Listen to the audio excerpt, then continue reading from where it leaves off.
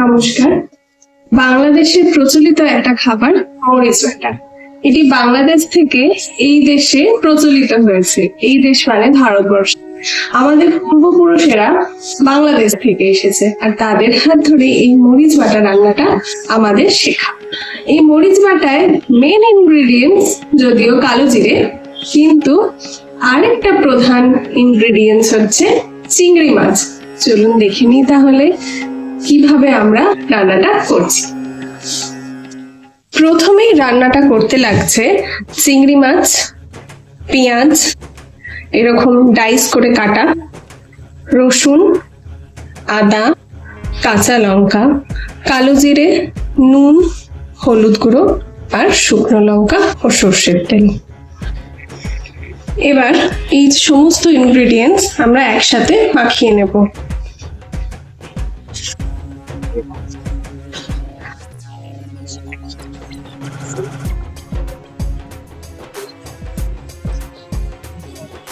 এই রান্নায় লঙ্কাটা একটু বেশি পরিমাণে লাগে, কারণ রান্নাটার নামই মরিচ বাটা। সেখানে মরিচ মানে লঙ্কা আর কালো মরিচ এই দুটোর পরিমাণ একটু বেশি থাকে। আর অবশ্যই রান্নাটা একটু ঝাল ঝাল হয়। দেখতেই পাচ্ছেন আমরা জিনিসটাকে ভালোভাবে মাখিয়ে নিচ্ছি।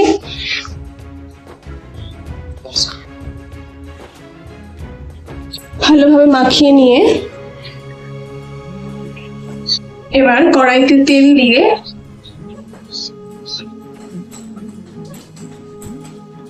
তেলটা গরম হলে আমরা এই সমস্ত ম্যারিনেট জিনিসটাকে কড়াতে দিয়ে দেবো। আমাদের তেল গরম হয়ে গেছে। এবার আমরা গ্যাসটাকে কম করে সবটা কড়াই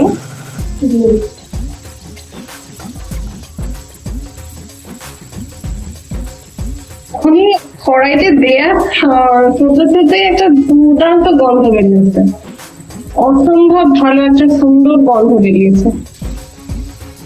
এবার আমরা জিনিসটাকে ভালোভাবে লাল লাল করে ভেজে নেব। গ্যাসের ফ্লেমটা কিন্তু মিডিয়াম থেকে লোতে রাখবে। হাই করে দিলে কিন্তু জিনিসটা ভালো ভাজা হবে না, ভেতরটা সেদ্ধ হবে না। জিনিসটাকে ভাজতে দিয়ে আমরা এবার ঢাকা দিয়ে দেব।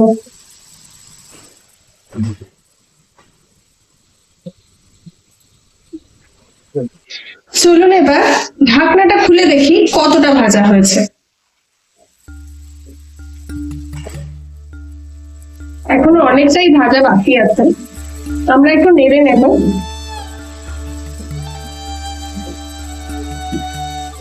এবার দেখে নিই আমাদের চিংড়ি মাছ ভাজাটা কেমন তৈরি হয়েছে।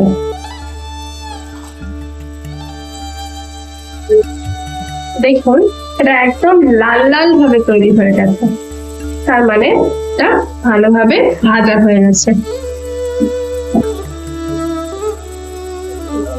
এবার আমরা গ্যাস বন্ধ করে এটাকে খানিকক্ষণ ঠান্ডা হতে রেখে দেবো।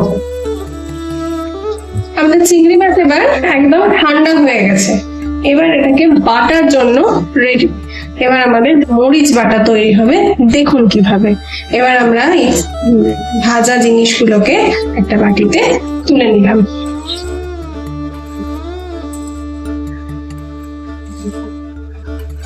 এই যে এবার শিলনোড়া আমরা পেতে নিয়েছি। এবার এই মরিচ বাটা বেটে ফেলি।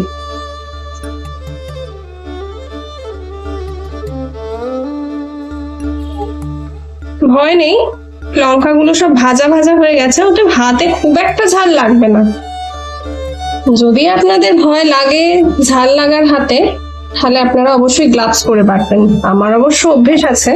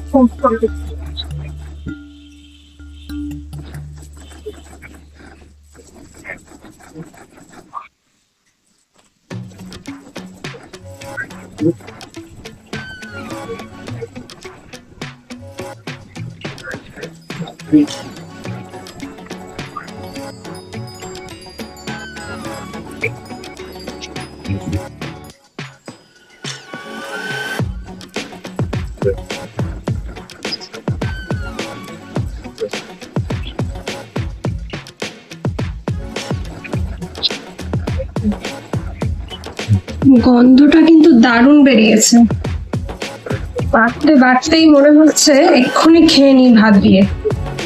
আপনারা অবশ্যই বাড়িতে ট্রাই করবেন, এমন কিছু উপকরণও লাগে না, খুব যৎ সামান্য উপকরণ দিয়ে রান্নাটি হয়ে যায়, শুধু একটু যা বাটতে হয়।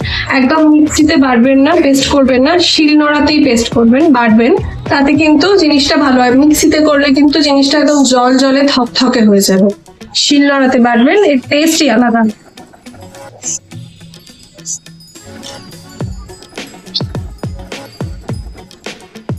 দেখুন আমাদের বাটা একদম তৈরি হয়ে গেছে, এবার শুধু গরম গরম ভাতে পরিবেশন। দেখুন বাটাটা ঠিক এই রকম হয়েছে।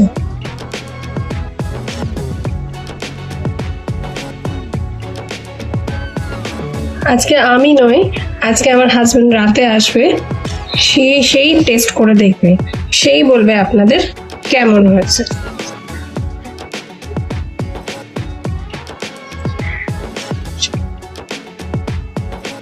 হ্যালো, আজকে আমার স্ত্রী আমার জন্য এই চিংড়ি বাটা রান্না করেছে, অনেক মেহনত করে অনেক পরিশ্রম করে বানিয়েছে।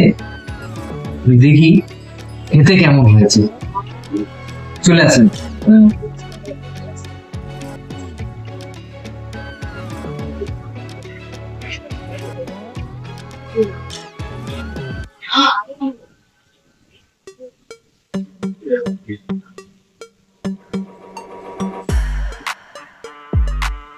গন্ধটা কেমন? গন্ধ তো দুর্দান্ত ছাড়ছে, আমার তো জিভে জল চলে এসছে, আমি তো কথাই বলতে পারছি না। চলুন এবার খেয়ে দেখা যাক কেমন বানিয়েছে আমার গিন্নি আমার জন্য চিংড়ি বাটা।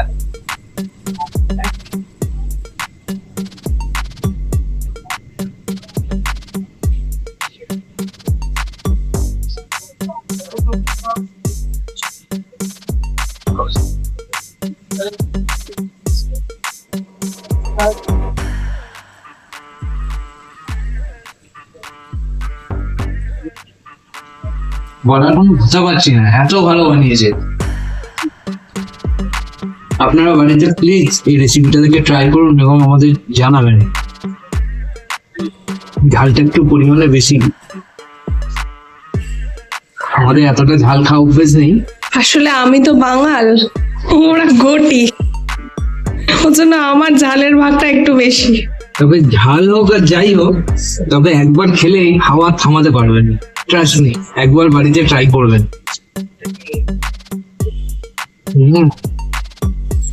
অপূর্ব হয়েছে, অপূর্ব, দুর্দান্ত স্বাদ হয়েছে। ভিডিওটি ভালো লাগলে লাইক, ফলো, শেয়ার, সাবস্ক্রাইব করবেন। আমার স্পুন অফ সোয়াদ চ্যানেলকে আরো সামনের দিকে এগিয়ে নিয়ে যাবে। আপনাদের উৎসাহ আমাদের অনুপ্রেরণা যোগাবে, তাই আমাদের সাথে থাকুন। ধন্যবাদ সকলকে ভিডিওটি দেখবার জন্য। টাটা।